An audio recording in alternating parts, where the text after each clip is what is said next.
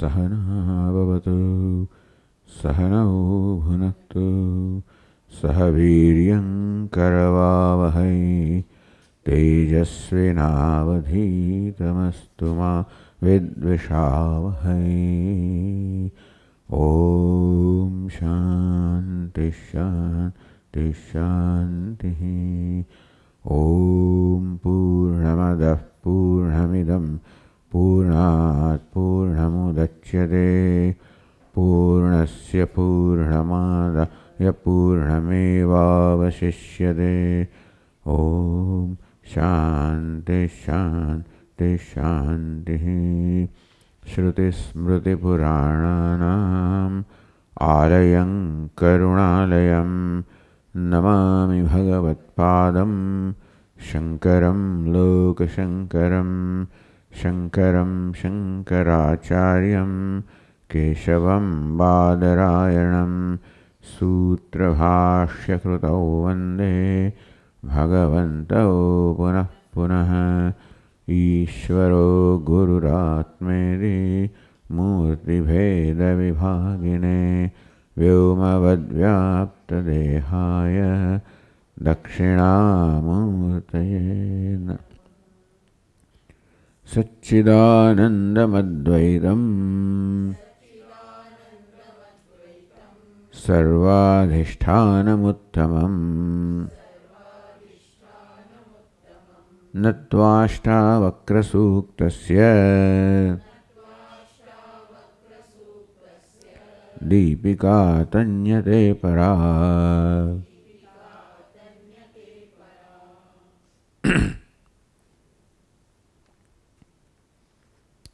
कृत्यं किमपि नैवास्ति न कापि रुदिरञ्जना यथा जीवनमेवेह जीवन्मुक्तस्य योगिनः। क्व मोहः क्व च वा विश्वम् क्व तद्ध्यानं क्व मुक्तता। सर्वसङ्कल्पसीमायाम् विश्रान्तस्य महात्मनः येन विश्वमिदं दृष्टं स नास्तीति करोतु वै। निर्वासनः किं कुरुते पश्यन्नपि न पश्यति।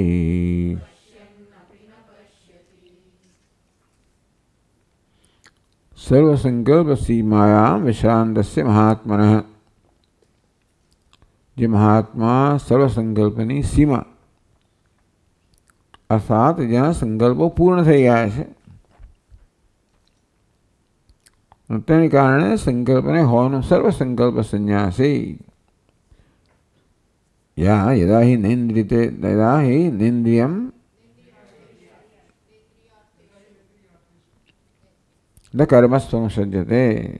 निंद्यार्थेषु तो जे विषयમાં કરવા ત્યાં એ પ્રકારે કહેવામાં આવ્યું પણ સર્વસંકલ્પ સંન્યાસી જે સર્વસંકલ્પથી મુક્ત છે યોગારૂઢસ્તદોચ્યતે। ચાલો સર્વસંકલ્પ સીમાયા બધા સંકલ્પ પૂર્ણ થઈ ગયા। કશી વસ્તુની કોઈ કર્મની કોઈ જરૂર નથી, કર્મફળની જરૂર નથી, કોઈ વિષયના આનંદની જરૂરિયાત નથી। સર્વ પ્રકારની જરૂરિયાતથી મુક્ત જેણે વિશ્રાંતસ્ય મહાત્માના આત્માની શાંતિ પ્રાપ્ત કરી છે એમાં નિષ્ઠ છે। એની માટે કોઈ મોહ રહ્યો નથી અર્થાત વસ્તુ છે અને કદાચ બીજી જોવી આત્માને અલ્પ જોવો જગતને ભિન્ન જોવું સત્ય જોવું આ બધો મોહ છે। અર્થાત આ બધો મોહ દૂર થાય તો જ સર્વસંકલ્પ સીમામાં વિશ્રાંતિ પામે। બંને વસ્તુ એક જ છે એટલે માત્ર આ સંકલ્પની સીમામાં વિશ્રાંતિની સાથે સાથે અજ્ઞાનને કારણે છે। એ માત્ર મનને શાંત કરવાની પ્રક્રિયા પૂરતું મર્યાદિત નથી પરંતુ જ્ઞાનને કારણે કોઈ મોહ નથી। પોતાને વિશે કોઈ પ્રકારનો ભ્રમ નથી, કશી વસ્તુઓને કોઈ ભ્રમ નથી, વસ્તુ જેવી છે તેવી જ જુએ છે. તો જો મોહ ના તો ક્વચવા વિશ્વમ, તો પોતાને ભિન્ન વિશ્વ ક્યાં રહ્યો? અર્થાત જ્યાં માત્ર આત્માના દર્શન છે ત્યાં એનાથી ભિન્ન વિશ્વના દર્શન નથી. દર્શન નથી એમ નહીં, પણ ભિન્નના દર્શન નથી.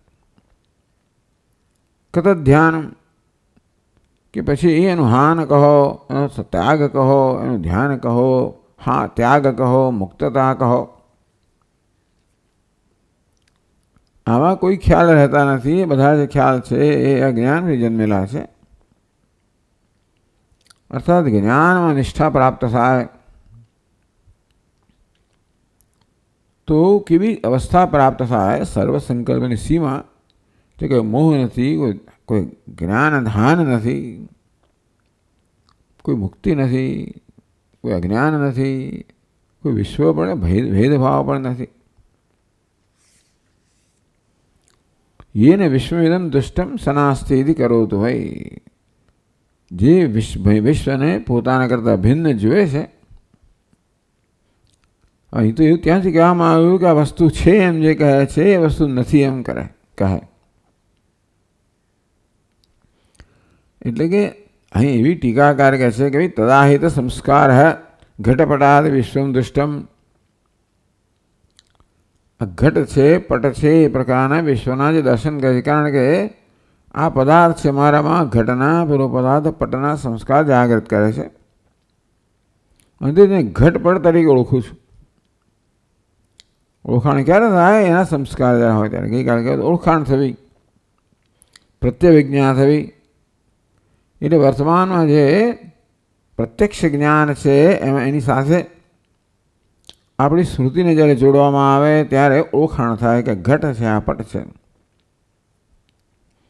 એ પ્રકારના સંસ્કાર મનમાં રહેલા છે. એને કારણે પદાર્થને ઓળખવામાં આવે, એને કારણે જે કે થતો એ વ્યવહાર થાય. એવો સંસ્કાર પણ જો ન રહે તો પછી કોઈ વ્યવહાર પણ ના રહે. તદાહિત સંસ્કાર કદાચિત ઘટાધિકમ ના સ્થિતિ કરો તો એ ના સ્થિતિ જાના તો તેમ કે ઘટ નથી. ઘટ હતો એમ જે પહેલાં કહેતો હતો એ હવે કહે છે કે ઘટ નથી. અર્થાત આ પદાર્થ એમાં ઘટપણાના સંસ્કાર જાગૃત કરે છે. માટે ઘટ છે એ પ્રકારનું ઓળખાણ થાય છે. અને તે જો ઘટ નથી એ પ્રકારનું જ્ઞાન થાય એ પ્રત્યય જન્મે. પણ ઘટ છે પ્રત્યય જન્મતો નથી, માટે આ ઘટ નથી એવો પ્રત્યય પણ જન્મતો નથી, એવો એનો કહેવાનો અર્થ છે. યેને વિશ્વમિદમ દુષ્ટમ સ નાસ્તિ કરો તો ભાઈ, જે ઘટપટ વગેરે વિશ્વને જુએ છે અને એ રીતે ઓળખે છે એમ કે હવે નથી, ઘટપટ નથી. નાસ્તિ જાનાતું એ પશ્યન્નપીને પશ્યતી નિર્વાસન. પણ જેનામાં બધા પ્રકારની વાસના દૂર થઈ ગઈ છે, ઘટપટ બધાની વાસના દૂર થઈ ગઈ છે, એ તો શૂન્ય થઈ ગયો. હવે ટૂંકમાં કશી વસ્તુનું ઓળખાણ નથી. એક જ ઓળખાણ છે પરમાત્માની. ઓળખાણ સિવાય બીજું કોઈ ઓળખાણ જ નથી.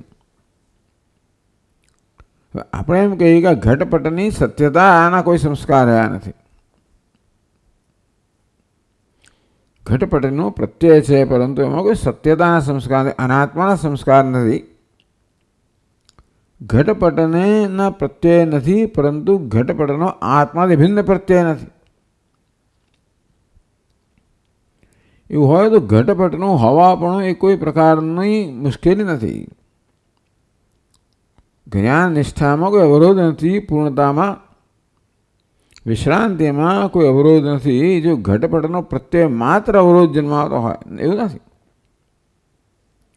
એ ઘટપટ ભિન્ન છે, એ સ્વયં સત્તા ધરાવનારું છે, આ ભેદભાવ છે, અશાંતિ જન્માવનારો છે, એનું નામ સંસાર. તો આવો ભેદભાવ જન્મતો નથી. ઘટપટ વગેરેનો પ્રત્યય જન્મે ત્યારે કોઈ પ્રકારનો ભેદભાવ કે આત્માનો ભેદભાવ, દૃગ્દૃશ્યનો ભેદભાવ જન્મતો. દૃગ્દૃશ્યનો વ્યવહાર હોય પણ ભેદભાવ ના હોય. એટલે કોઈ એવા મહાત્મા આપણે જાણ્યા નથી. માત્ર સમાધિમાં જો તો પછી એની વર્ણન જુદી વાત છે. પણ જો જીવન મુક્તનું વર્ણન હોય જે થઈ રહ્યું છે કે જીવંત છે પણ મુક્ત છે, બંધનથી મુક્ત છે, ભેદભાવથી મુક્ત છે, ભેદભાવના સંસ્કારથી મુક્ત છે, માત્ર સચ્ચિદાનંદ અદ્વૈતમ સર્વાધિષ્ઠાન ઉત્તમમ, બસ એ જ માત્ર દર્શન છે આત્મદયા. એ નિર્વાસનનો અહીંયા ટીકામાં એવો અર્થ કરવામાં આવ્યો કે જેનામાં ઘટપટની વાસના પણ રહી નથી. તો પછી પશ્યન્નપીને પશ્યતી, એ ધારો કે ચક્ષુથી જુએ તો પણ એનામાં ઘટપટનો પશ્યન એટલે જુએ છે ઘટપટનો પ્રત્યય જન્મવો. જોવું એટલે ઘટપટનો પ્રત્યય જન્મવો. એટલે કે આ એક રીતે એમ કહેવાય ઘટપટનો પ્રત્યય જન્મતો નથી. સમાધિની અવસ્થામાં બરાબર છે તો જોતો નથી, જોતો નથી તો પછી જાગ્રત છે. એ આત્માથી જાગ્રત છે પણ પશ્યન્નપી, જુએ છે છતાં પણ જોતો નથી. અર્થાત ત્યાં આગળ જોનાર કે જોવાનો વિષય એમ કરીને દ્રષ્ટા દૃશ્યનો કોઈ પ્રકારનો ભેદ નથી. એ પ્રકાર સમાધિની અવસ્થામાં જોતો નથી, જુએ છે, ઊંઘતો નથી, જાગ્રત છે. તે વખતે કોઈ સંસ્કાર રહ્યા નથી, કારણ કે મન જે સંપૂર્ણ શાંત થઈ ગયું છે. પણ મનમાં સંસ્કાર કેવા છે તો કે એ સંભવિત અવસ્થામાં છે, અવ્યક્ત અવસ્થામાં છે, એ નષ્ટ થઈ નથી ગયા. તો વેદાંત શાસ્ત્ર એ પ્રકારના સંસ્કારના નાશની આવશ્યકતા જોતું નથી. જે જીવન મુક્તિ સ્વીકારે છે કે જીવન છે માટે એ મુક્તિનો વિરોધી છે એવું નથી. આ જીવનને ન સમજવું એના વિશે ભ્રમ છે એ મુક્તિનો વિરોધી છે, જીવન મુક્તિનો વિરોધી નથી. જીવન જ જીવવાનું ન હોય એ વ્યવસ્થા કોઈ ઈચ્છતું નથી અને એ વ્યવસ્થાની આવશ્યકતા નથી. સર્વમ ખલ્વિદમ બ્રહ્મ જે છે, બ્રહ્મ જે છે એને બ્રહ્મ ન જાણવું એ ભ્રમ છે. એ ભ્રમના સંસ્કાર દૂર થઈ ગયા. ચાલો આજ ચિંતનની દોર આગળ ચાલે છે. 16મા શ્લોકમાં કહે છે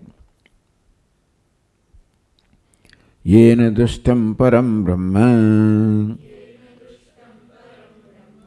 સોહમ બ્રહ્મેતિ ચિંતયેત કિમ ચિંતયતિ નિશ્ચિંતઃ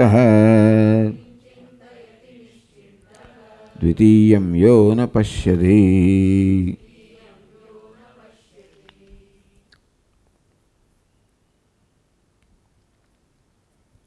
યેન દુષ્ટમ પરમ બ્રહ્મ, પરમનો શું અર્થ કરવો? પરમ બ્રહ્મ પરમ બ્રહ્મ એટલે નિર્વિશેષમ બ્રહ્મ, નિર્વિક્તો નિરુપાધિકમ બ્રહ્મ,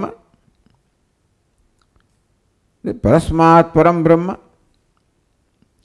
યેન દુષ્ટમ એના એવો અર્થ થાય. જો પરમનો અર્થ એ પ્રકારે કરવામાં આવે કે સર્વોત્કૃષ્ટ બ્રહ્મ, એકમ અદ્વિતીયમ બ્રહ્મ, આત્મ સ્વરૂપમ બ્રહ્મ.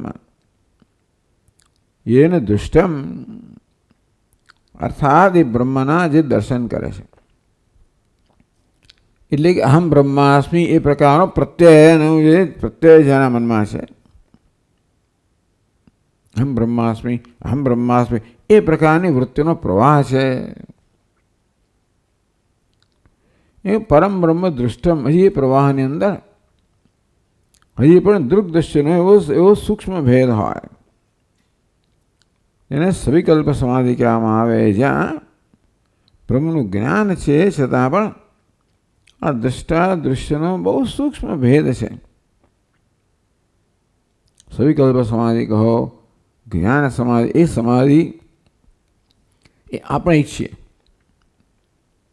કે જ્યાં હું બ્રહ્મ છું એ પ્રકારનો પ્રત્યય છે. એને કહેવાય કે જ્ઞાન વૃત્તિ. સોહમ બ્રહ્મેતિ ચિંતય, એ ચિંતન કરી સોહમ બ્રહ્મ, હું બ્રહ્મ છું, સહ અહમ બ્રહ્મ, તે બ્રહ્મ હું છું. આ પ્રકારના ચિંતનમાં પણ સૂક્ષ્મ દ્વૈત કે ભેદભાવ હોય કે હું બ્રહ્મનો દ્રષ્ટા છું, બ્રહ્મ દૃશ્ય છે. સૂક્ષ્મ ભેદ. એટલે આ પ્રકારે જે સવિકલ્પ સમાધિ, એ પ્રકારનું વર્ણન જોઈએ તો જે સવિકલ્પ સમાધિમાં છે, હજી ચિંતન કરી રહ્યો છે, અહમ બ્રહ્માસ્મિ પ્રકારનું ચિંતન થયું છે. કિમ ચિંતયતિ નિશ્ચિંત, એના પરિણામે જ્યારે એ જ્ઞાન વૃત્તિ પણ વિલીન થઈ જાય, કારણ જ્ઞાન વૃત્તિનું કાર્ય છે અજ્ઞાનના જે કે સંસ્કારો હોય એ દૂર કરવાનું.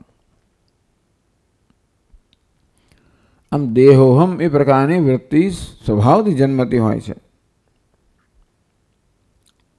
બ્રહ્માહમ એ પ્રકારની વૃત્તિને પ્રયત્નથી સ્થાપિત કરવામાં આવે છે, જેને આપણે નિધિધ્યાસન કહીએ, અભ્યાસ કહીએ. એમ કરતાં કરતાં બ્રહ્માહમસ્મી એ પ્રકારની વૃત્તિ જ્યારે દૃઢ થઈ જાય, કારણ કે એ હકીકત છે, એ સત્ય છે. એટલા માટે હું બ્રહ્મ છું એ મારા વિશેની વાસ્તવિકતા છે. હું દેહ છું, જીવાત્મા છું, એ વાસ્તવિકતા નથી, આગંતુક હતું, સ્વભાવ નથી. પણ સ્વભાવમાં સ્વભાવને સતત નિશ્ચય સ્થાપીને વ્યવસાયાત્મિકા બુદ્ધિ, વ્યવસાય નિશ્ચય કે હું બ્રહ્મ છું,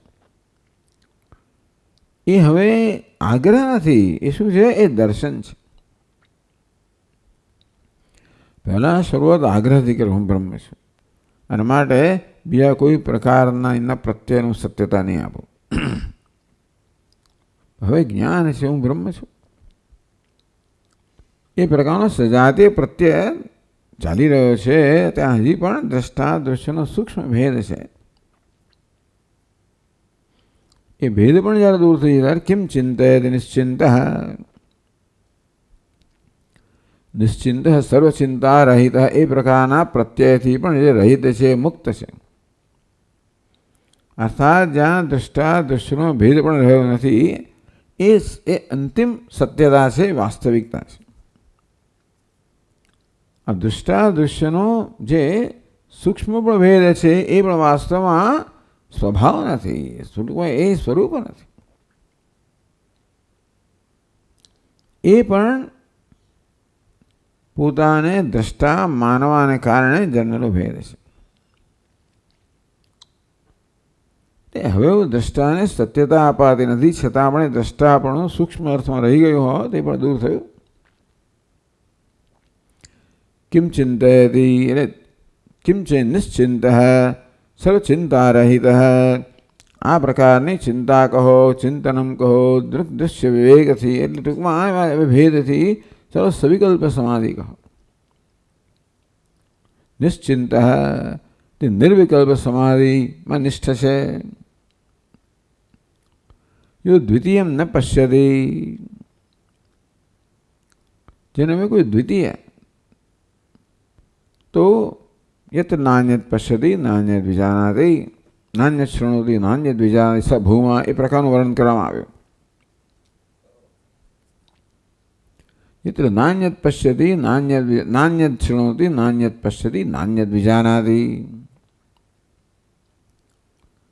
આમ શ્રોતા શ્રોતવ્ય, દ્રષ્ટા દ્રષ્ટવ્ય, જ્ઞાતા જ્ઞાતવ્ય, આ પ્રકારનો ભેદ જેનામાં નથી.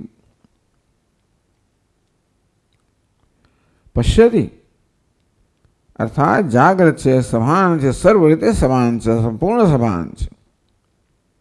અન્યત ન પશ્યતિ, પણ એ દર્શનની અંદર અન્યત પણ નથી. નિર્વિકલ્પ સમાધિ, આ પ્રકારનો સૂક્ષ્મ વિકલ્પ જ્યાં દૂર થઈ ગયો છે.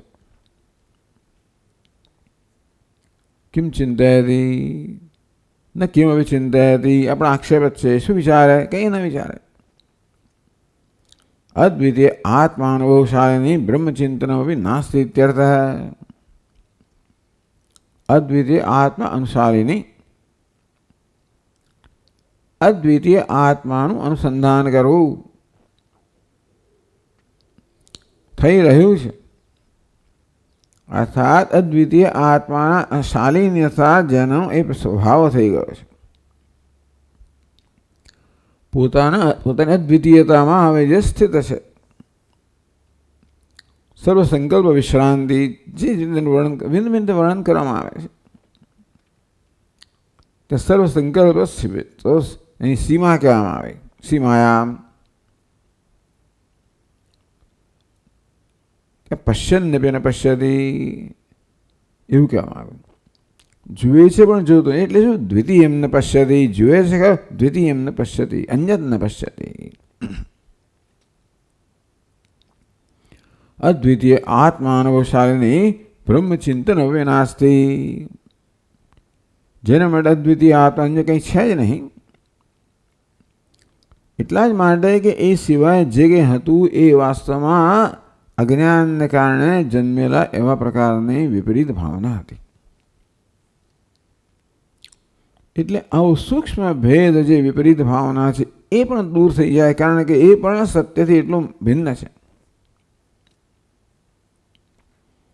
અને માટે સૂક્ષ્મ અતિ સૂક્ષ્મ ભેદથી પણ જે મુક્ત છે, બ્રહ્મચિંતન વિનાશ, એને બ્રહ્મચિંતન પણ નથી. આ ટીકાકાર શું કહું? યેન પરમ બ્રહ્મ દૃષ્ટમ પરમ વ્યતિરિક્તમ એવું કહ્યું. પરમનો સર્વોત્કૃષ્ટ એવો નહીં, પરમ એટલે અપરમ બ્રહ્મ એટલે કે અન્ય છે. આ પરમનો અર્થ અન્ય પણ થાય. એટલે યેન પરમ વ્યતિરિક્તમ બ્રહ્મ દૃષ્ટમ, હજી જે બ્રહ્મને પોતાના કરતા ભિન્ન માને છે, સહ અહમ બ્રહ્મેતિ ચિંતયેત, હજી જેનામાં બ્રહ્મ ભિન્ન છે એ પ્રકારનો પ્રત્યય જન્મે છે. હજી બ્રહ્મ ભિન્ન છે એ પ્રકારનો પ્રત્યય જન્મે, અને એ પ્રત્યય દૂર કરવાનો અહમ બ્રહ્મેતિ ચિંતયેત. અહમ બ્રહ્મ એ પ્રકારનો પ્રત્યય સ્થાપવાનો હોય તો બ્રહ્મ પરમ છે, અન્ય છે, અન્યત છે એ પ્રકારનો પ્રત્યય છે એને દૂર કરવા માટે.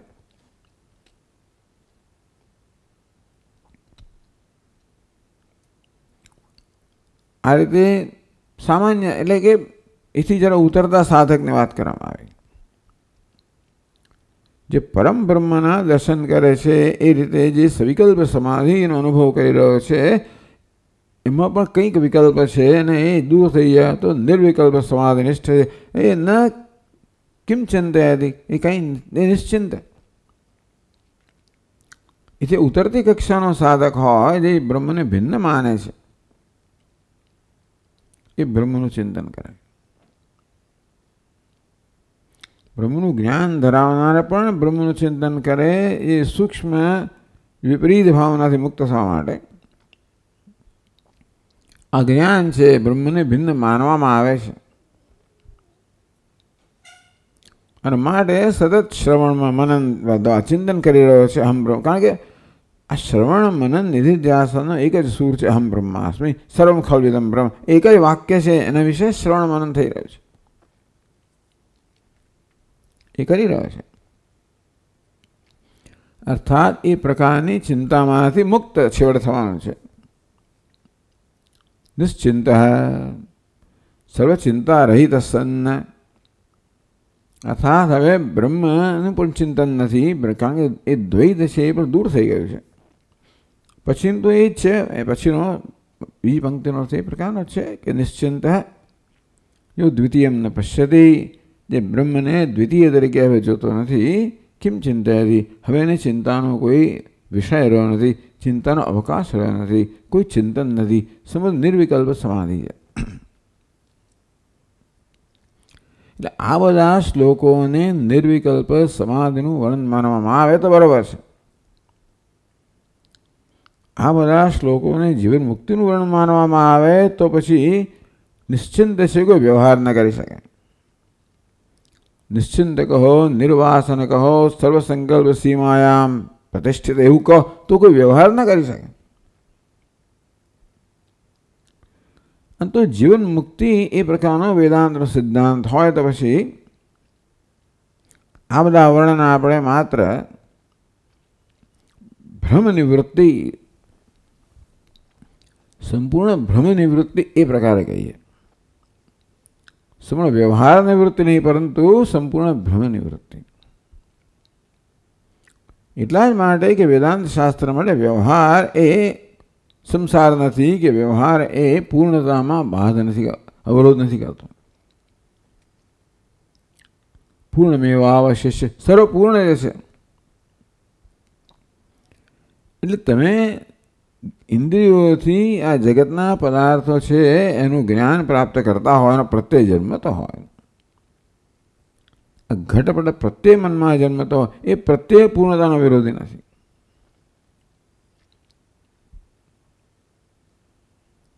એ ઘટપટને અપાધિ સત્યતા એને કારણે જે ભેદભાવ છે, દ્વિતીય દ્વૈત છે, ભેદ, એ પૂર્ણતામાં એ પૂર્ણતાને કટકા કરી નાખે છે. જે છે એ તો પૂર્ણતા જ છે, પણ અજ્ઞાનને કારણે મન એને કટકા કરીને એ પૂર્ણતાને પહેલાં તો અહીં સીમિત કરી દે ઉપાધિમાં, પછી બાકીની બધી વસ્તુને ભિન્ન જોઈએ. અને તેથી એ ભ્રમ છે, પહેલાં એ ભ્રમ છે એમાંથી દૂર થવાનું, ભ્રમના સંસ્કારથી દૂર થવાનું. પછી આ શ્રવણ મનન દ્વારા ભ્રમથી મુક્ત થવાનું.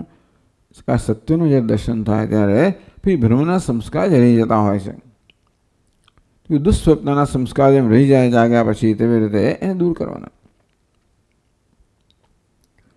પણ ત્યાં એ દ્વૈત જે છે, ભેદભાવ છે, એ એટલે ટૂંકમાં જીવ સૃષ્ટિ દૂર થઈ જવી જોઈએ કે ઈશ્વર સૃષ્ટિ પણ દૂર થઈ જવી જોઈએ? પ્રશ્ન એ થયો ને. આ ઘટપટ તો ઈશ્વર સૃષ્ટિ છે. ઈશ્વર સૃષ્ટિ એ બંધન કરનારી નથી, ઈશ્વર સૃષ્ટિમાં સત્યતા બંધન કરનારી છે. એ જાતનો સિદ્ધાંત હોય તો જ ઈશ્વર સૃષ્ટિ વ્યવહાર થઈ શકે. જીવ સૃષ્ટિ જે ઈશ્વર સૃષ્ટિને સત્યતા આપનારી છે. જેમ સ્વપ્નના જગતને પોતાના કરતાં ભિન્ન માનવામાં આવે છે, એવું જાગ્રતમાં માનવામાં આવે છે. તો જે ઈશ્વર સૃષ્ટિ છે જેનો અનુભવ થઈ રહ્યો છે એ ભિન્ન છે. નહીં તો બ્રહ્મ લટકા કરે બ્રહ્મ પાસે. સૃષ્ટિ જે પણ બ્રહ્મ જ છે, વિષય પણ બ્રહ્મ છે, દ્રષ્ટા પણ બ્રહ્મ છે, દૃશ્ય બ્રહ્મ છે. જેમ સ્વપ્નમાં છે, યસ સાક્ષાત કુરુતે પ્રબોધ સમયે સ્વાત્માનમેવાદ્વયમ. અદ્વયમ સ્વાત્માનમ સાક્ષાત કુરુતે. એ ભ્રમ કોઈ રહ્યો નથી. સ્વપ્ન સંપૂર્ણ જાગી જઈએ પછી સ્વપ્નની કોઈ વસ્તુ અત્યારે એના કોઈ સંસ્કાર રહેતા નથી. સ્વપ્નનો સંપૂર્ણ બાધ થઈ જાય છે. એ પ્રકારે જાગ્રતનો ભેદભાવનો સંપૂર્ણ બાદ શક્ય છે, કારણ કે એ તો અજ્ઞાનની ઉપજ છે. પણ ઈશ્વર સૃષ્ટિનો બાદ કરવો, અર્થાત બાદ કરવો કે ઈશ્વર સૃષ્ટિ છે એની પ્રતીતિ પણ ન થવી. પ્રતીતિ એક વસ્તુ છે, દૃષ્ટિ બીજી વસ્તુ છે. વેદાંત શાસ્ત્ર દૃષ્ટિ છે ને એ દૃષ્ટિમાં પરિવર્તન લાવવાની વાત કરે છે. એ સૃષ્ટિમાં પરિવર્તન લાવવાની જરૂર નથી જતું, દૃષ્ટિમાં. એટલે દ્વિતીયમનો પશ્યતિ બરાબર છે. એ દ્વિતીય જોતો નથી એટલે દ્વિતીયને સ્વરૂપથી જોતો નથી કે દ્વિતીય ભેદભાવને જોતો નથી. અર્થાત વ્યવહાર શક્ય છે જ્યાં ભેદભાવ વગરનો, ભેદભાવના આવા ભ્રમ વગરનો વ્યવહાર શક્ય છે. આગળ કહે છે માત્ર પેલી જૂની ટેવને કારણે ઘટપટ વગેરેનો પ્રત્યય જન્મે છે અને તે ઘટપટ વગેરે એવો યોગ્ય પ્રતિભાવ જન્મે છે, સ્વયં જન્મે છે, એ સંસ્કારથી જન્મે છે. ઈશ્વર સૃષ્ટિના સંસ્કાર છે દૂર કરવાની, એ કે દૂર થતાય નથી, કે કરવાની જરૂર નથી. પણ એમાં જે પ્રયત્ન છે, કર્તૃત્વ છે, એ કર્તૃત્વ રહેતું નથી. અર્થાત ઈશ્વરે જે પ્રકારની સૃષ્ટિ કરી એ પ્રકારે વ્યવહાર ઈશ્વર જ કરી રહ્યો છે. આમ ઇન્દ્રિયો ઇન્દ્રિયાણી ઇન્દ્રિયાર્થે વર્તનતે, એ પ્રકારે વ્યવહાર ચાલે. એ વ્યવહારમાં કોઈ કરતા પણ નથી, એ દૂર થયો.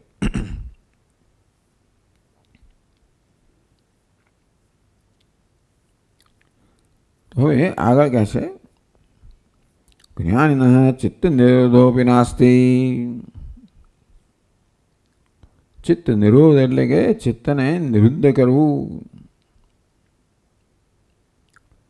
ચિત્ત એટલે કે પ્રત્યય વૃત્તિ ફરી જન્મે જ નહીં. નિરોધનો નાશ કરવામાં આવ્યો. ને નિરોધો ને ચોત્પત્તિ એટલે વિશ્વનો નાશ પણ નથી, ઉત્પત્તિ પણ. એવું ત્યાં કહે નિરોધનો નાશ. ચિત્તનો નાશ થઈ ગયો માટે ચિત્તવૃત્તિ હવે ઉદ્ભવતી જ નથી. એટલે આ પ્રકારની વસ્તુ હોય કે ચિત્ત જ કંઈ તમારા માટે સમસ્યા છે, એ જ ન હોવું જોઈએ. આ જગત સમસ્યા છે, ન હોવું જોઈએ. ઘટપટના સંસ્કાર પણ ન હોવા જોઈએ. ઘટપટની ભેદભાવના સંસ્કાર એક વસ્તુ છે, ઘટપટના સંસ્કાર સ્વરૂપથી જ ન હોવા જોઈએ. એ ચિત્તવૃત્તિ નિરોધ બરોબર છે જ્યારે વ્યવહાર નથી, બરાબર છે કે નિર્વિકલ્પ સમાધિમાં ચિત્તવૃત્તિ એ શેના માટે છે? પેલી ચિત્તવૃત્તિના સંસ્કારમાંથી મુક્ત થવા માટે. સવિકલ્પ સમાધિ જ પર્યાપ્ત છે જ્ઞાન માટે. જ્ઞાન અને છતાં પણ એવો આગ્રહ રાખવાનો કે નિર્વિકલ્પ સમાધિ તો ચાલો, એનું તો એક જ ઉપાય, એક જ જરૂરિયાત હોય કે જે કંઈ ભેદભાવના આવા સંસ્કાર રહી ગયા છે એ દૂર થાય.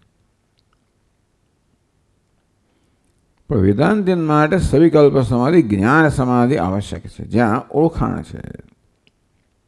સચ્ચિદાનંદમ, અદ્વૈતમ, સર્વાધિષ્ઠાનમ, આ પ્રકારનો પ્રત્યય જ્યાં છે એને આપણે જ્ઞાન વૃત્તિ કહીએ. તેથી એને જ્ઞાન સમાધિ કહેવામાં આવે. અંધ સમાધિની જ્ઞાન સમાધિ. પણ ચાલો, જ્ઞાન ચિત્ત નિરોધોપી નાસ્તિ. જ્ઞાની હવે ચિત્તનો નિરોધ કરવો, ચિત્તને શાંત કરવું, ચિત્ત પછી ઉદ્ભવ જ ના થાય એવું પણ કરવાની જરૂર નથી. એ વાત કરે છે 17મા શ્લોકમાં. દૃષ્ટો યેન આત્મવિક્ષેપઃ નિરોધમ કુરુતે ત્વસૌ ઉદારસ્તુ ન વિક્ષિપ્તઃ સાધ્યાભાવાત કરોતિ કિમ.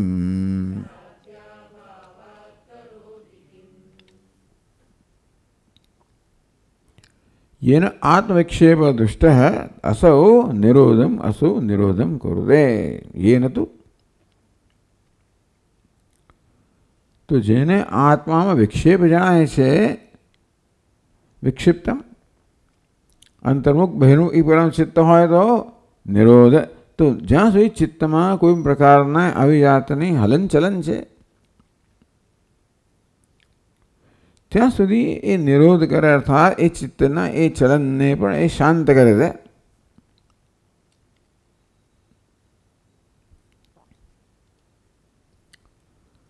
ચિત્તની જે કે સૂક્ષ્મ પણ ચલન હલનચલન હોય तो कहे ये आत्मविक्षेप चिंतादि भ्रमो दृष्ट है. आत्मविक्षेप चिंतादि भ्रम के चित्तादि चित्त सत्य છે એ પ્રકારનો ભ્રમ જ્યાં સુધી છે ત્યાં સુધી, અથવા ચિંતનને જ ભ્રમ કહેવામાં આવતો હોય કે મનમાં વૃત્તિ છે એ જ ભ્રમનું પરિણામ છે,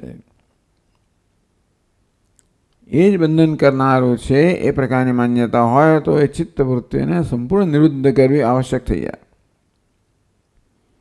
એવા બધા મહાયોગીઓ પણ વ્યવહાર તો કરતા જ હોય છે. એ પ્રકારનો જેમણે એ પ્રકારના ચિત્તનો નિરોધ કર્યા પછી પણ છેવટે વ્યવહાર તો થાય છે. પણ યેન ચિંતાદિ ભ્રમો દૃષ્ટ કે પછી ચિત્તાદિ ભ્રમો દૃષ્ટ. ચિંતન કહો કે ચિત્ત કહો, ચિત્તનો સ્વભાવ છે ચિંતન કરવું. અર્થાત ચિત્તને હજી પોતાનાથી ભિન્ન માનવાનો ભ્રમ જેનામાં છે એ એને વિક્ષેપ કહે. જ્યાં વિક્ષેપ આકાશાને કહેવામાં આવ્યો આત્માથી ભિન્ન કશું કે છે એ પ્રકારનો પ્રત્યય જન્મવો, ભેદભાવનો પ્રત્યય જન્મવો.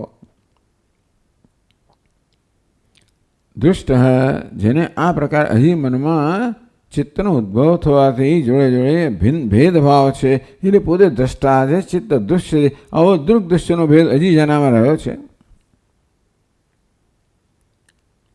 અસો પુરુષ ચિત્ત નિરોધમ કુર્દે વિક્ષેપ પરિહારાર્થમ. ચિત્તના હવા માત્રથી જેને વિક્ષેપ જો કહેવામાં આવે તો એ ચિત્તને સ્વરૂપથી એને નષ્ટ કરવો પડે.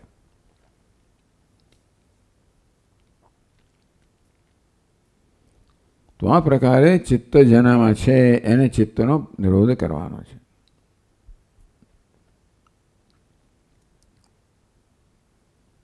ઉદારસ્તુનો વિક્ષિપ્ત સાધ્યાભાવાત કરોધિકમ. ઉદાર સર્વત્ર અદ્વિતીય આત્મદર્શી એટલે શું? સર્વત્ર અદ્વિતીય આત્મદર્શી, સર્વત્ર સર્વસ્થળે સર્વકાળે સર્વ સંજોગોમાં જે માત્ર આત્માના દર્શન કરનારો છે. પણ દર્શન તો થઈ રહ્યું છે. આત્મા કોઈ દર્શનનો વિષય નથી. પણ જેનું દર્શન છે એ કોઈ રીતે આત્મ પ્રત્યયમાં વિક્ષેપ કરતું નથી એવું કહેવાય. જ્યાં સુધી જગતનું દર્શન કશાયનું દર્શન થતું હોય બહાર કે મનમાં,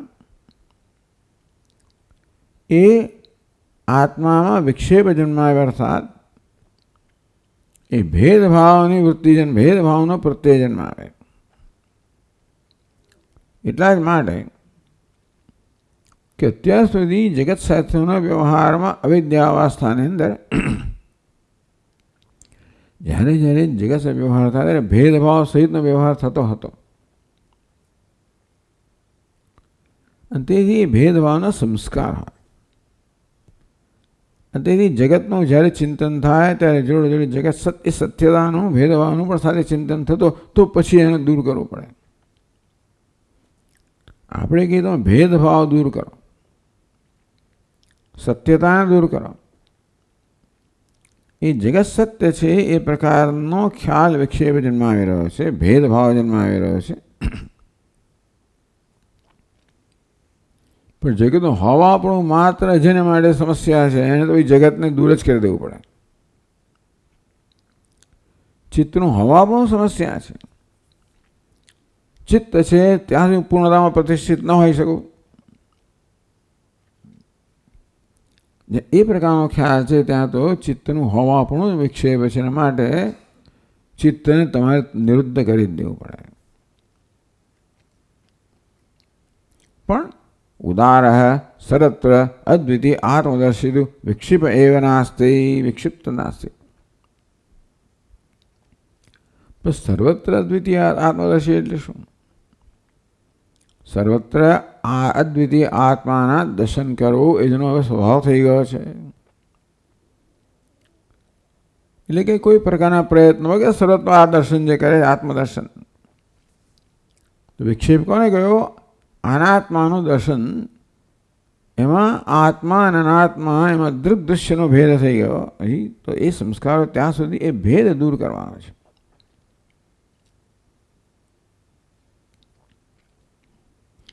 એટલે આ ભેદનો પરિહાર કરવો.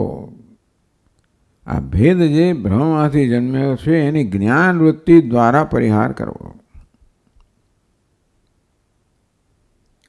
જ્યાં જગત સત્ય છે એ પ્રકારની વૃત્તિ જન્મે ત્યાં જગત મિથ્યા છે, બ્રહ્મ સત્ય છે એ વસ્તુથી એનો પરિહાર કરવો.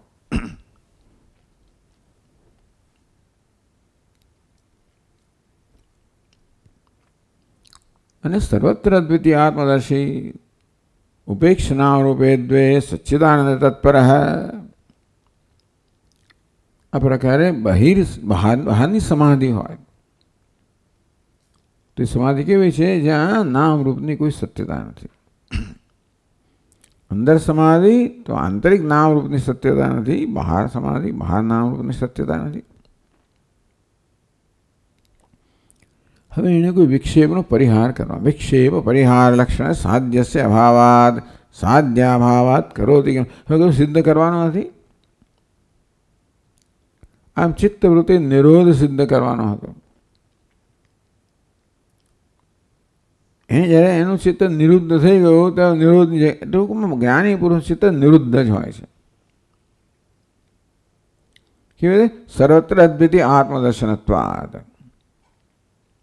સર્વત્ર આત્માના દર્શનથી નિરુદ્ધ અર્થાત ભેદભાવના કોઈ પ્રકારના પ્રત્યયથી મુક્ત હોય છે.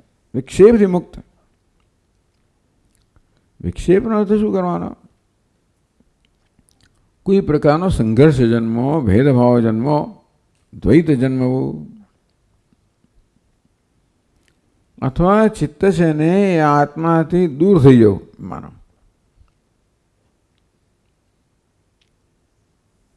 યતો યતો નિશ્ચરતી મનશ્ચંચલમ સ્થિરમ તતસ્તતો નિયમ આત્મન્ય વશમ નયેત. ભગવાન કે આત્મસંસમ મન કૃત્વા ન કિંચિત વિચિંતયેત. મનને આત્મ કેન્દ્રિત કરીને પછી કોઈ પ્રકારનું ચિંતન ન કરવું. પણ ચિંતન કરો મનનો સ્વભાવ છે. યતો યતો નિશ્ચરતી મનશ્ચંચલમ. પેલું અસ્થિર ચંચળ મન અર્થાત જેમાં આવા સંસ્કાર રહી ગયા છે એ વડે નિશ્ચરતી, એ વડે પાછું બહાર વિચરણ કરે. તતસ્તતો નિયમ્ય એતત ચિત્તમ. આ ચિત્તને તેમાં નિયમિત કરીને, એટલે કે આ ભેદભાવ મિથ્યા છે. ભેદભાવની દર્શન દૃષ્ટિ છે એ ચિત્તને આત્માથી દૂર લઈ જનારી છે. આત્માથી કશું દૂર છે નહીં. સર્વત્ર અદ્વિતીય આત્મદર્શી. આત્મા દૂર કશું છે જ નહીં. પરંતુ એવા સંસ્કારને કારણે એ ભેદભાવ સત્ય છે એવા સંસ્કાર જન્મવાને કારણે વિક્ષેપ જન્મ્યો. તે ભેદભાવ વળી પાછો મિથ્યા છે. એ પ્રકારે આત્મનિવ વશમ નયેત.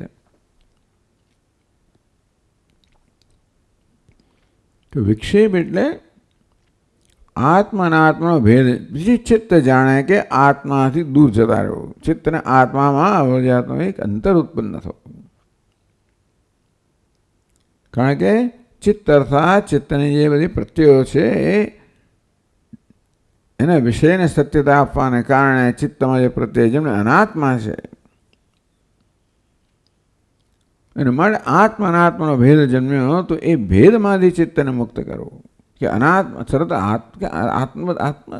અદ્વિતીય આત્મદર્શન. તો જેનું દર્શન થાય છે અદ્વિતીય આત્મા જ છે.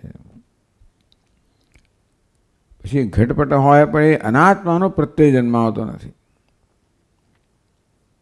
અનાત્માનો પ્રત્યય છે ને એ આપણી મુશ્કેલી છે.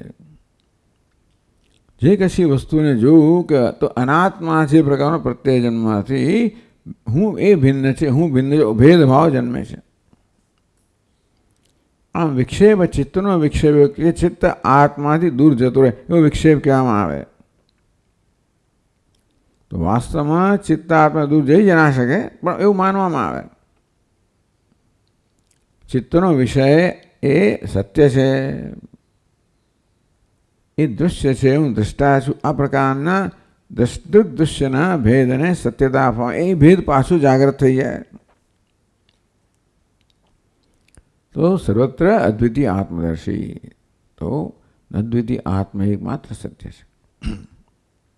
વળી પાછું એ તો ચિત્ત આત્મન્ય વશમ નયે. ચિત્તને આત્માના વશમાં કરવું, આત્મદર્શનમાં વળી પાછું એને પ્રતિષ્ઠિત કરવું. એમ કરતાં કરતાં આવો કોઈ વિક્ષેપ એટલે ભેદનો પ્રત્યય જ જન્મતો નથી. સહ વિક્ષેપ પરિહાર લક્ષણસ્ય સાધ્યસ્ય અભાવાત. હવે એને કંઈ કરવાનું રહ્યું નથી. વિક્ષેપનો પરિહાર કરવો. અનાત્મ પ્રત્યેનો અર્થ વિક્ષેપ કહેવાય.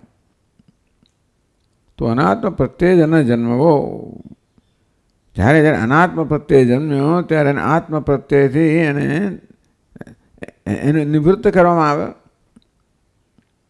એમ કરતાં કરતાં આત્મ પ્રત્યય સત્ય છે એ અનાત્મ પ્રત્યય જન્મતો જ નથી.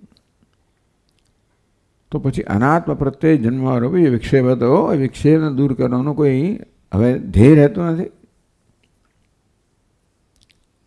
તે સાધ્ય વાત કરો કેમ હવે એને શું કરવાનું, એ કંઈ કરતો નથી.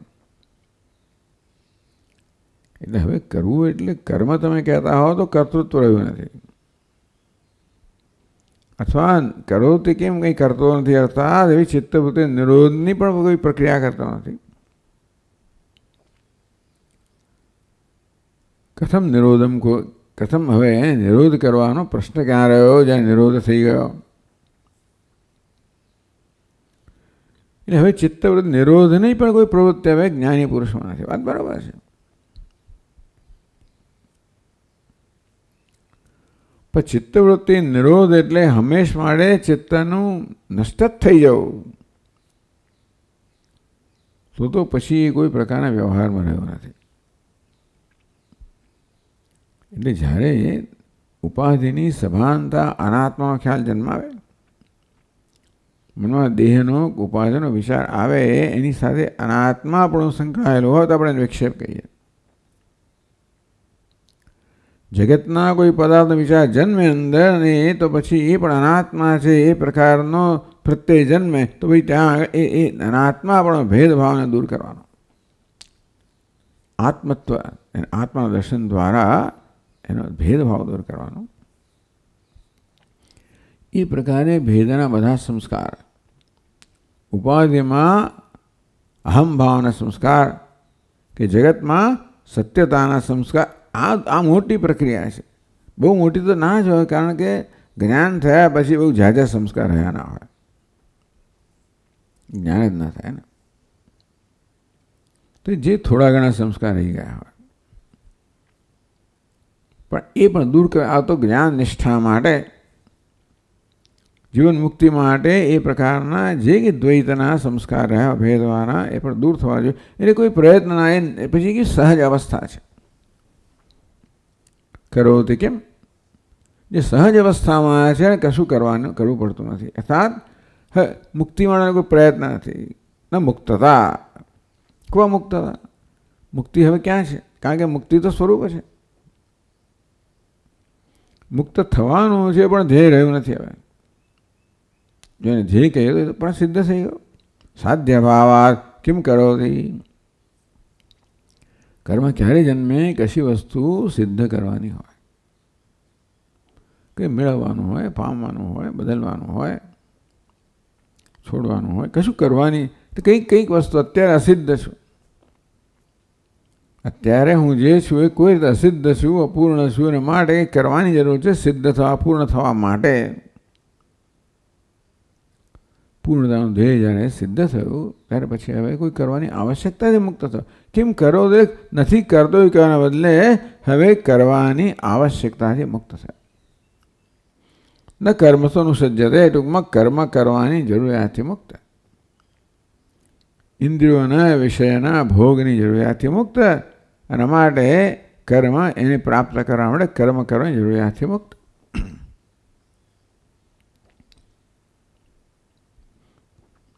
ઉદાર કહેવામાં આવે, મહાશય કહેવામાં આવે, ભિન્ન ભિન્ન શબ્દો. નિશ્ચિંત, નિર્વાસન, ઉદાર, સર્વત્ર અદ્વિતીય આત્મદર્શી ઉદાર. ઇદમે વિવરણથી પછીના શ્લોકમાં આનું વિવરણ કરે છે. 18મા શ્લોકમાં ધીરો લોક વિપર્યસ્તઃ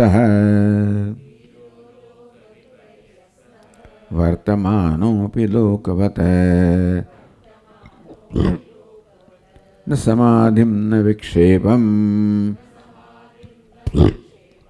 ન લેપમ સ્વસ્ય પશ્યતિ.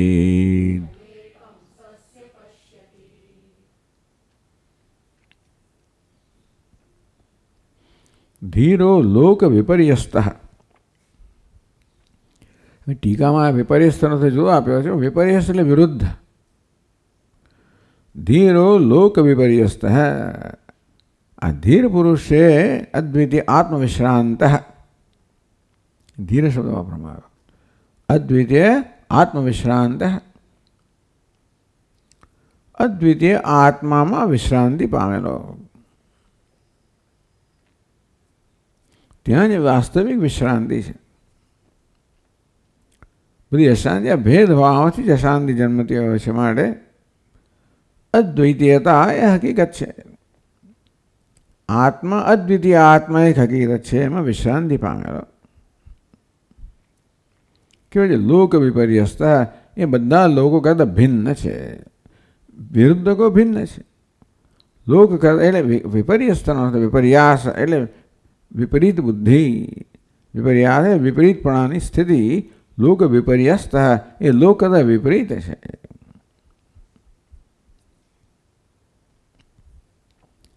છતાં લોકવત વર્તમાનો બી અહીં પણ એટલે એ તો સ્વીકારવામાં આવ્યું. લોકવત વર્તમાન આનું જ વિવરણ ગણતા હો. આગળના શ્લોકનું વિવરણ ગણવામાં આવતું હોય તો વર્તમાન એટલે વ્યવહારને સ્વીકારવામાં આવ્યો છે કે બાધિત અનુવૃત્યા વ્યવહાર પરોપી. તેમ માનો કે પેલા સમાધિનું વર્ણન હતું, હવે વ્યવહારનું વર્ણન છે. એમ કહીએ તો લોકવત વર્તમાનો બી એ સામાન્ય મનુષ્યની જેમ વર્તન કરતો જણાતો હોવા છતાં પણ લોક વિપર્યસ્ત એ લોક કરતા જુદો છે, અંદરથી જુદો છે. કુર્વન્નપી ન કરોતિ. આ પ્રકારે જે ભગવદ્ ગીતામાં અનેક જગ્યાએ કહેવામાં આવ્યું. નવદ્વારે પુરે દેહી, નવદ્વારે પુરે દેહી નૈવ કુર્વન ન કુર્વન ન કારયન. એ નવદ્વાર પૂરમાં એ નિવાસ કરી રહ્યો છે. પૂર કેવું છે? એ નિવાસ સ્થાન છે. બધા કર્મ સંન્યસ્ત થઈ ગયા છે અને માટે હવે સુખમાસ્તે આરામથી હવે સુખેથી આ નવદ્વારૂપી પુરીમાં ઉપાધિમાં વિરાજમાન છે, નિવાસ કરી રહ્યો છે. અર્થાત આ પુરી જે છે એ એને માટે હવે નિવાસ સ્થાન છે. નવદ્વારે પુરે દેહી સુખમાસ્તે. નવદ્વારપી પુરી છે, નગરી છે, ઉપાધિમાં આનંદથી રહે છે. એટલે આ નગરી છે, હું નથી. આ પ્રકારે સમજાવવામાં આવ્યું કે નવદ્વાર ધરાવનારી એ પુરીમાં અહમભાવ નથી. એટલે કે એને આત્મનાત્મ વિવેક અત્યંત સ્પષ્ટ છે. એમ તેથી બાદ અનુવૃત્યા વ્યવહાર પરોપી નૈવ કુર્વન કારણ ભગવાને કેમ કહેવું પડ્યું? નવદ્વારે પુરે દેહી નૈવ કુર્વન કારયન. તો કરતો નથી, કરાવતો નથી. એટલે કરતો છે, કરે છે, કરાવે છે, એ પ્રકારનો વ્યવહાર તો હશે. કે કરતો નથી, કરાવતો એવું કહેવાની જરૂર કેમ પડી? કારણ કે એવો વ્યવહાર હશે પણ નથી. વ્યવહાર કરવાનો, કરાવવાનો વ્યવહાર હોવા છતાં પણ વાસ્તવ વ્યવહાર નથી, એ કહેવા માટે ભગવાન વર્ણન કરે ને. કર્મણ્ય બી પ્રવૃત્તો બી નૈવ કિંચિત કરોતિ સહ. કર્મમાં અભિપ્રવૃત્ત સર્વ રીતે પ્રવૃત્ત છે, છતાં પણ કંઈ કરતો નથી. એટલે ભગવદ્ ગીતામાં હંમેશા આ પ્રકારે જીવન મુક્તનું જ વર્ણન છે. વ્યવહારના અભાવનું વર્ણન નથી, ભ્રમના અભાવનું વર્ણન છે. ત્યાં સંન્યાસ એટલે કર્મનો અભાવ નહીં, પરંતુ કર્તૃત્વનો અભાવ. અહીં પણ એમ કહેવામાં આવ્યું લોકવત વર્તમાનો ભાઈ. એ સામાન્ય મનુષ્યની જેમ વર્તન કરતો જણાતો હોવા છતાં પણ વિપર્યસ્તા એનાથી ભિન્ન છે. ભેદ શું છે? કે લોક તો કર્મ કરે ત્યારે કર્તૃત્વની ભાવનાથી કર્મ કરતું હોય છે. અહંકાર વિમૂઢાત્મા કર્તાહમિતિ મન્યતે. પ્રકૃતે ક્રિયમાણાની ગુણૈ કર્વાણી સર્વશ. તો પ્રકૃતિના વિકારો વડે ઉપાધિ વડે સર્વકર્મ થઈ રહ્યા છે. અહંકાર વિમૂઢ આત્મા. આ પ્રકૃતિને અહમ માનવી પ્રકારનો મોહ ધરાવનાર જે છે એ અહંકર્તા હું માને છે. તો એ લોક થયો. કર્તા હિત મન્યતે, જે પોતાને કર્તા ભોગતા માને છે. એ એનમ વેતિ હંતારામ યશ્ચેનમ મન્યતે હિતમ ઉભૌ તો ન વિજાનિત નાયમ. ટૂંકમાં લોક વ્યવહાર કેમ કરે છે? હું હંતા છું, હું આ હનન કર્મ કરનાર છું, હતોહમ હનન કર્મનો ભોગ બન્યો. આ લોક વ્યવહાર છે કોનાથી પ્રેરાયેલો? કર્તૃત્વ ભોક્તૃત્વ પ્રેરાયેલો છે. એમાં શું છે? એમાં સંકલ્પ છે, કામ અને સંકલ્પ રહેલો છે. ત્યાં આગળ શું રહેલું? શું કે સ્વતંત્ર સંકલ્પ શક્તિ બુદ્ધિ રહેલી છે. એટલે કે ઈરાદાપૂર્વકનું કર્મ થઈ રહ્યું છે, ઈરાદો રહેલો છે. પ્રયોજનપૂર્વકનું કર્મ છે, પ્રયોજન રહેલું છે. આવું લોકનું કામ કર્મ વર્તન હોય. લોકવત વર્તમાનોપી લોકવત વ્યવહાર પરોપી. સામાન્ય મનુષ્યની જેમ એ પણ વ્યવહાર પર છે, અર્થાત એ વ્યવહાર કરી રહ્યો છે, વ્યવહારમાં એનું મન લાગેલું છે. વ્યવહાર પરોપી, એ વ્યવહાર પર હોય ત્યારે ધારો જો એ પરમાર્થ પર ના હોય. લોક કેવો છે? વ્યવહાર પર છે પરંતુ પરમાર્થ પર નથી. તો કે વ્યવહાર અઘરો છે. ડોંગરી મહારાજ કે વ્યવહાર કઠિન છે, પરમાર્થ સહેલું છે એમ કે.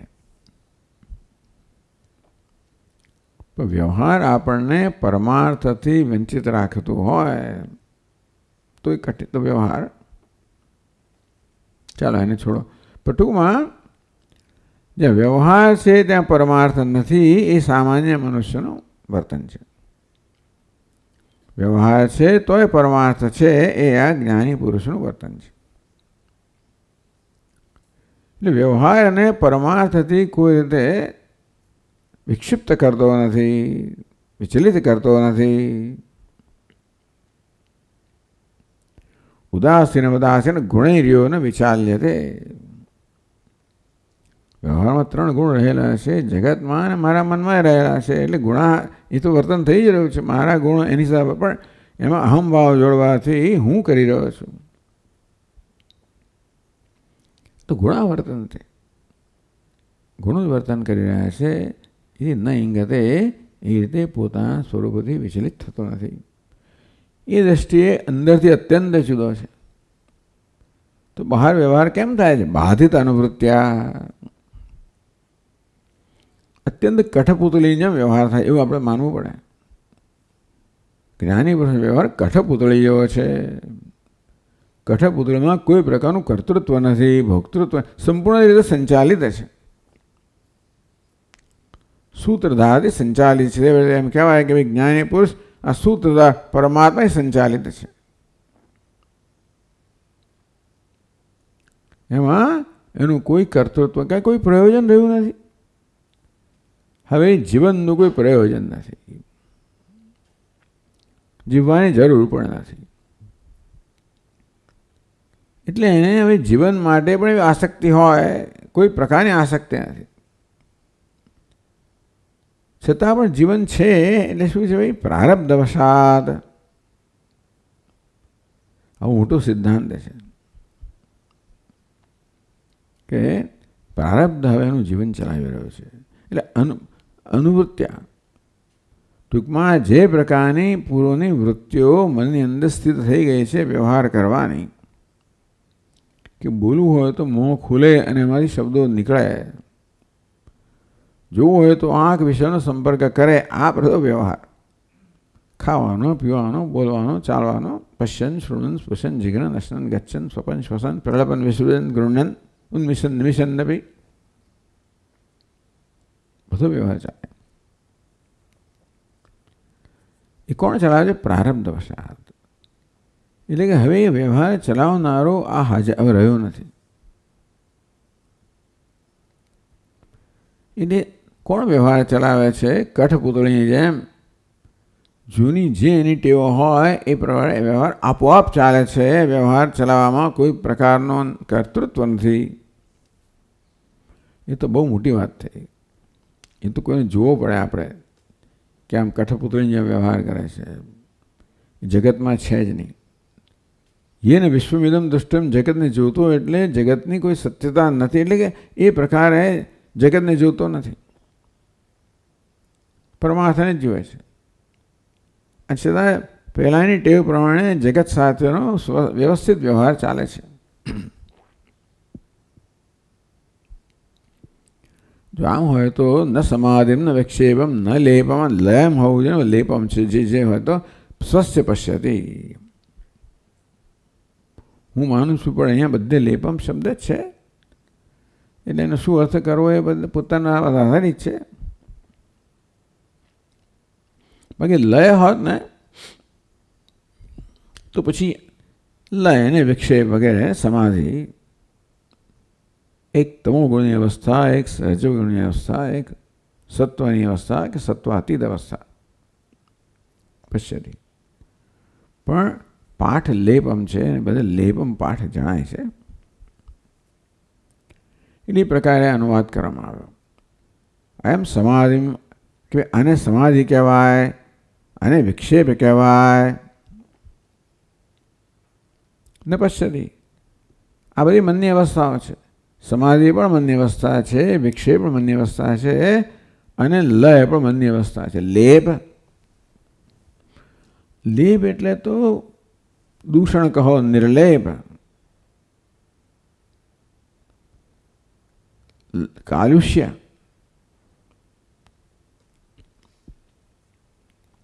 લેપ એટલે અધર્મ એવો પણ કહેવાય. લેપના બીજા બધા લેપ એટલે ત્યાં લેપનો અર્થ લેપ કરવો એ તો ખરો, પણ લેપનો બીજો આવો પણ અર્થ થાય છે. લેપ એટલે નિર્લેપ છે, આપણે કહીએ ને, એને કશું સ્પર્શતું નથી, કોઈ પ્રકારના સ્પર્શથી રહિત છે, કોઈ પ્રકારના પ્રભાવથી રહિત છે, નિર્લેપ. તો જ્ઞાની પુરુષ કેવો છે? નિર્લેપ છે, અર્થાત કશી વસ્તુને પ્રભાવિત કરતી નથી. કારણ કે પૂર્ણત્વ છે, એને કશું સિદ્ધ કરવાનું નથી, એને કંઈ બદલવાનું નથી, બદલાવાનું નથી, સિદ્ધ પુરવાર કરવાનું નથી. સાધ્ય ભાવાત કરોધિકમ, એટલે સાધ્યને ધ્યાનમાં રાખે એને કશું કર્મ થતું નથી, કોઈ સાધ્ય રહ્યું નથી. સામાન્ય મનુષ્ય છે, કર્મ કરે એની પાછળ પ્રયોજન હોય કે સાધ્ય કર્મ દ્વારા કશું સિદ્ધ કરવાનું, કશું મેળવવાનું હોય. કરોતી કેમ એટલે લોકમત વર્તમાન આપે, ભલે વર્તમાન હોય, પ્રવૃત્ત હોય, પણ હવે એ જોતો નથી પોતાની અવસ્થા. હું કોણ? સર્વ અદ્વિતીય આત્મદર્શી. આ સમાધિ છે, આ વિક્ષેપ છે, આ લય છે, મનની અવસ્થાઓ તો છે. પ્રકાશમ છે, પ્રવૃત્તિમ છે, મોહમેવ છે પાંડવ. ભગવાન કે ન દ્વેષ્ય સંપ્રવૃત્તાની ન નિવૃત્તાની કાંક્ષરી. પ્રકાશ કહો, સાત્વિક વૃત્તિ કહો, પ્રવૃત્તિ રાજસ વૃત્તિ કહો, મોહ તામસી વૃત્તિ કહો. એટલે કદાચ પૂર્વના સંસ્કારને કારણે વૃત્તિઓ જન્મે તો જન્મે. ગુણાવર્તન દૈત્યવ યો તિષ્ઠતે નિંગતે. નાન્યમ ગુણેભ્ય કર્તારમ યદા દ્રષ્ટાનુપશ્યતિ ગુણેભ્યસ્ય પરમ વેત્તિ. આ બધું કર્મ તો ગુણો વડે થઈ રહ્યું છે. ગુણભ્ય અન્યમ દ્રષ્ટા ન પશ્યતિ. આ બધા દ્રષ્ટા છે, એ પણ ગુણથી, ગુણ સિવાય બીજો કોઈ દ્રષ્ટા નથી, કરતા ભોગતા પણ નહીં. કરતા નાન્યમ ગુણે કર્તારમ, ગુણ સિવાય બીજું કોઈ કરતા નથી. હું કરતા નથી. ગુણેભ્ય છે પરમ વેત્તિ. એની દ્રષ્ટિમાં ગુણ પર જ આધારિત, ગુણ પર જ કે નહીં, ગુણેભ્ય પરમ, ટૂંકે ગુણનો પરમ જે દ્રષ્ટા છે એને જોતો જોવે છે, એનાથી સભાન છે, એમાં નિષ્ઠ છે.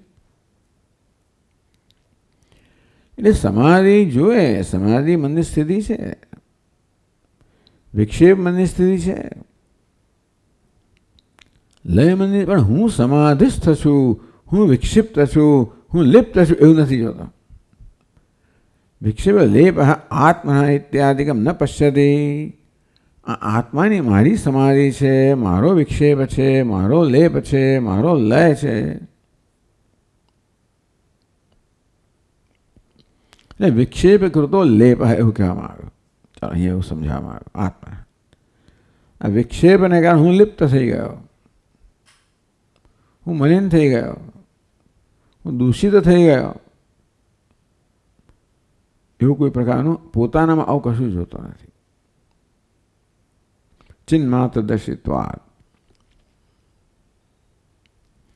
માત્ર ચિત્તના દર્શન કરવું એ જ જેનો સ્વભાવ છે.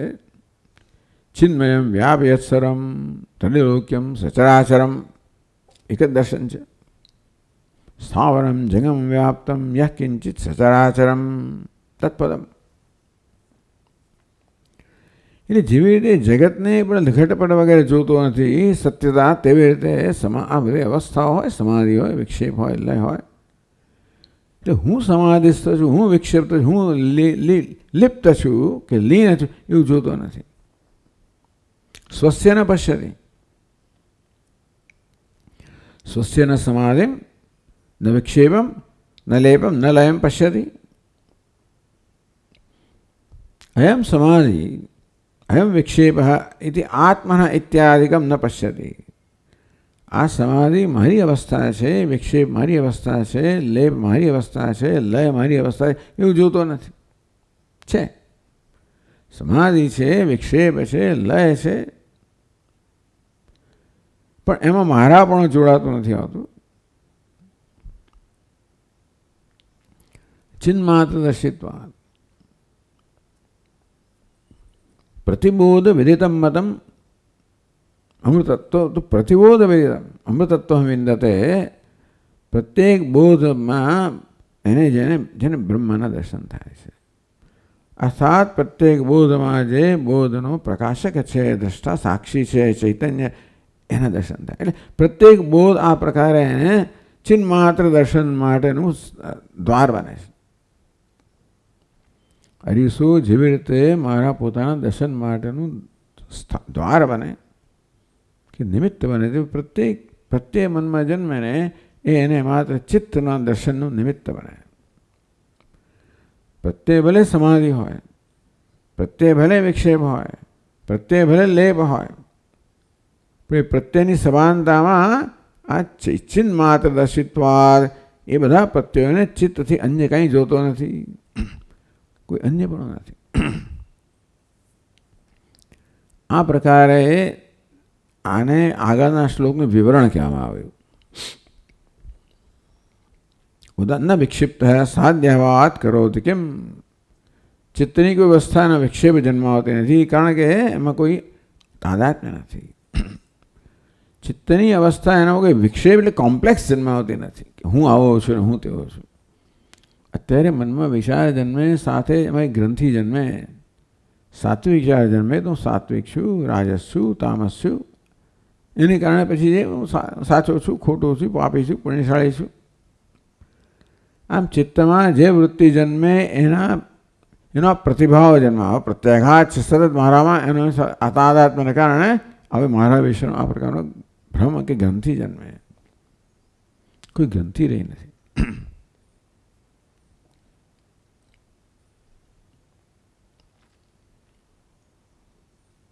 આ પ્રકારે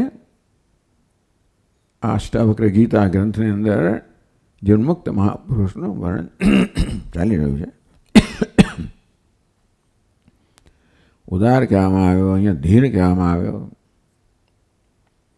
આત્મનિષ્ઠ પ્રત્યેક શબ્દનો અર્થ એ પ્રકારનો જ છે.